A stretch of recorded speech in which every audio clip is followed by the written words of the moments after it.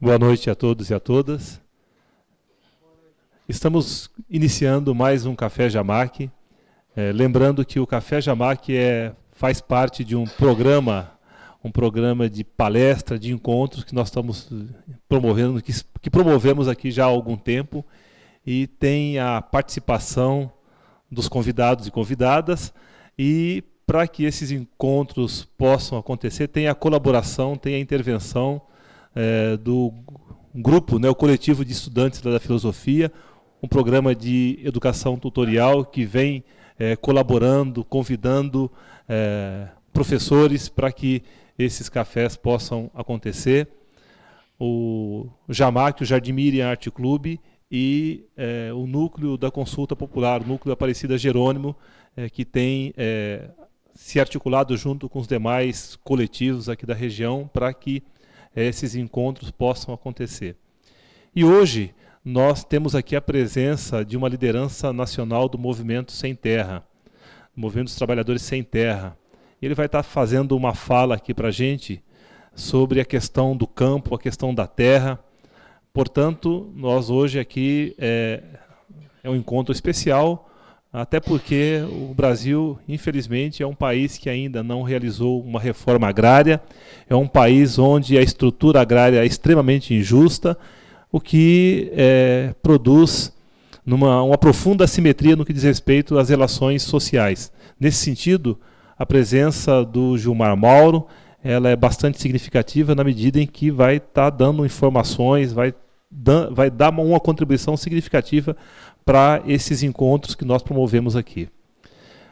Acho que o esquema é o mesmo que nós promovemos das outras vezes. Ele vai fazer uma fala inicial e depois a gente abre para o debate, abre para as questões, né, para que todos possam participar, né, levantando questões e também apresentando pontos de vista com relação à questão da terra aqui no Brasil.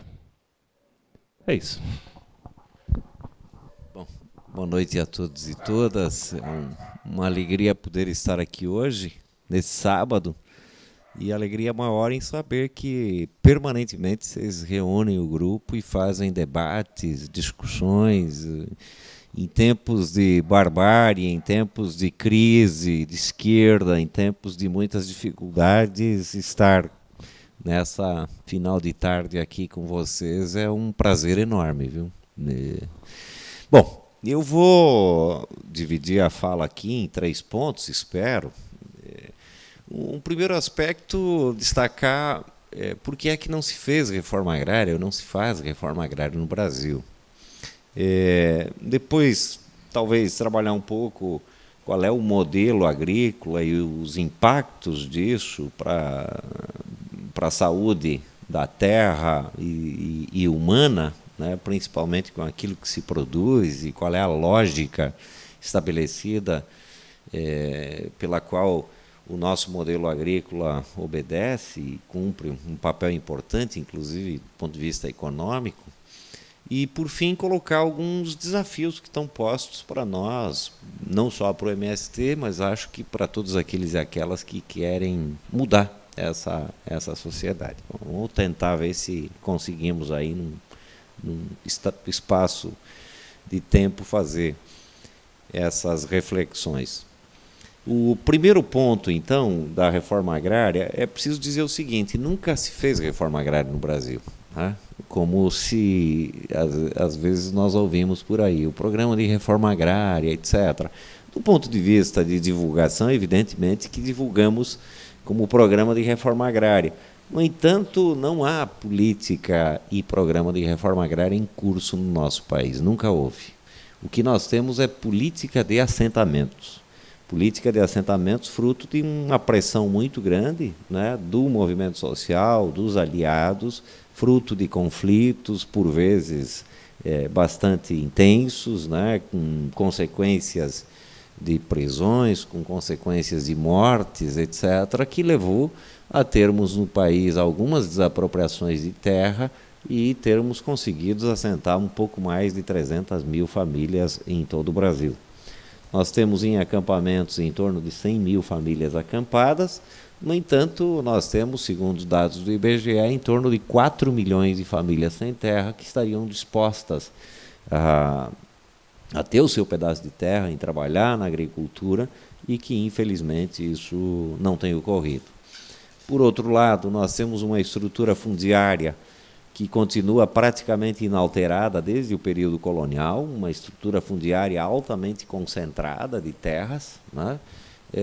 Dos 850 milhões de hectares de terra, pouquinho mais, né, que é o território brasileiro, quase 400 milhões são terras férteis, que daria de se produzir. No entanto, hoje nós plantamos, toda a agricultura brasileira, nós plantamos em menos de 100 milhões de hectares de terra. É o que a gente planta, né, com tudo que tem, soja, cana, etc., etc., menos de 100 milhões de hectares de terra. Portanto, né, nós temos uma quantidade grande de terras, seja improdutivas, né, ou seja, a grande maioria improdutivas, né, seja utilizada de forma parcial, como a pecuária extensiva, por exemplo, que se caracteriza pela improdutividade.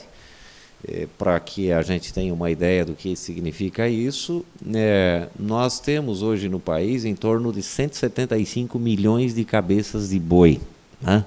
Esse é o plantel bovino brasileiro, é quase um boi por cabeça por habitante, né? E nós temos em torno de 180 milhões de hectares de terras que são semi-exploradas, né? O que prova que, de fato, na média, nós temos mais ou menos um boi por hectare, né? O que efetivamente se comprova que há propriedades improdutivas nesse país que poderiam ser desapropriadas, né? Até para complementar esse dado, o nosso plantel suíno é de 40 a 45 milhões de cabeças, gira em torno disso, altamente concentrado em algumas regiões, principalmente no sul do país, né? Toda a produção suína também altamente contaminadora do solo, dos recursos hídricos, e o plantel de aves é 1 bilhão e 300 milhões de cabeças, né?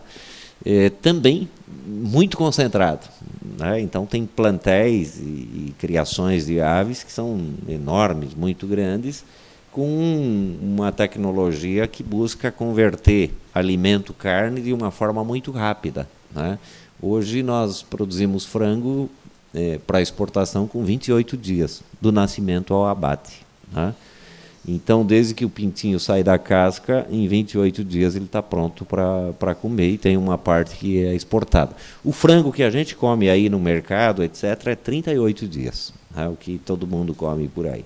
Então, veja, é um frango com um grau de estresse muito grande, porque o bichinho, desde o nascimento ao abate, ele não dorme praticamente, né? Então é comer, comer, comer, luz, abaixo de luz, o que gera um estresse muito grande.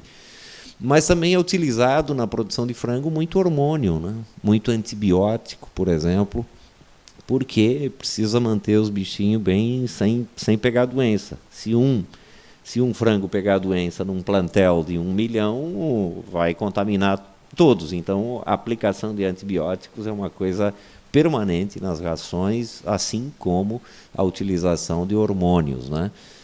Que fazem com que, efetivamente, esse poder de conversão comida que ele come se transformar em carne seja o mais rápido possível. Estou dizendo tudo isso para dizer que a lógica que permeia e que domina na agricultura brasileira é a lógica do grande capital. A agricultura é só mais um espaço de valorização do lucro. Portanto, essas empresas estão à busca do lucro. Não estão preocupados se o franguinho vai causar problema à saúde humana, o porco. Veja, não é só o frango que usa o hormônio. Na criação suína também, na bovina também se utiliza muita, né, anabolizantes, hormônios, etc., que propiciam um crescimento maior e, com isso, uma lucratividade maior para quem produz. As regiões, se pegar São Paulo, está virando um grande canavial, né? O interior de São Paulo é cana em tudo quanto é canto. Em algumas regiões é eucalipto, então é a monocultura do eucalipto, principalmente para produzir papel, celulose, etc. O Vale do Paraíba tem muito isso, o centro do estado tem bastante eucalipto, né? Mas a grande maioria das terras de São Paulo está sendo utilizada com a plantação de cana, também monocultura. O que fez com que houvesse uma migração, inclusive da pecuária de São Paulo para outras regiões do país. O Pontal do Paranapanema, uma região de terras públicas evolutas, era uma região caracterizada bastante pela produção agropecuária, como também Andradina, né? Não sei se vocês lembram, os mais antigos da música O Rei do Gado, né? Ela foi feita lá em Andradina, precisamente, que era um dos maiores produtores de gado da região. Então, a produção de gado começa a migrar para o centro-oeste brasileiro, e é importante a gente dizer que toda a região do centro-oeste é o nascedouro dos principais rios, né? Tanto da bacia do Paraná quanto da bacia amazônica, né? Vários rios têm o nascimento no centro-oeste brasileiro. E que a introdução da pecuária, mas também na monocultura da soja, milho, etc., tem causado impactos ambientais bastante intensos naquela região, né? Então, está se destruindo um bioma importante, né, para a humanidade, nem para o povo brasileiro, para a humanidade.